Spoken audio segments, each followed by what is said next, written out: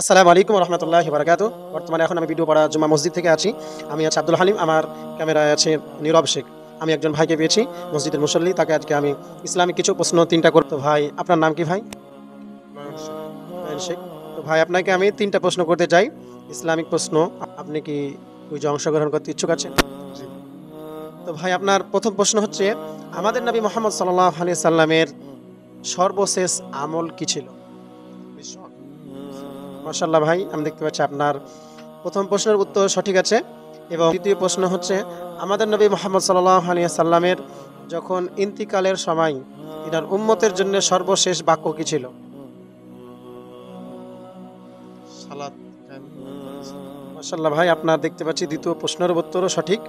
এবার আপনার তৃতীয় প্রশ্ন হচ্ছে, আমরা যখন মসজিদে যখন প্রবেশ করি, তো এই প্রবেশের দোয়াটা কি ভাই?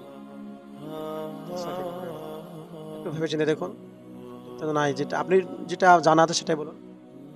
এমনি যখন প্রবেশ করি তখন ডান পা আগে দিই, তারপর সালাম দিই। আর এমনি সবসময় যেটা না জানার পক্ষে আমি যেটা দিই সেটা হলো বিসমিল্লাহির রহমানির রহিম বলে আমি সব কাজ করি। বিসমিল্লাহ বলে আপনি প্রথমে ঢুকেন, তাই তো? হ্যাঁ।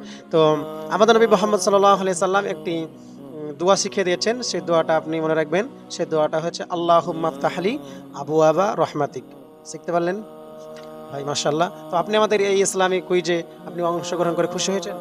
জি, তো আমরা হালিম ইসলামিক টিভি থেকে আছি। অবশ্যই আপনি আমাদের এই ইসলামিক চ্যানেলটা সাবস্ক্রাইব করে নেবেন। অবশ্যই ইনশাআল্লাহ। আলহামদুলিল্লাহ ভাই।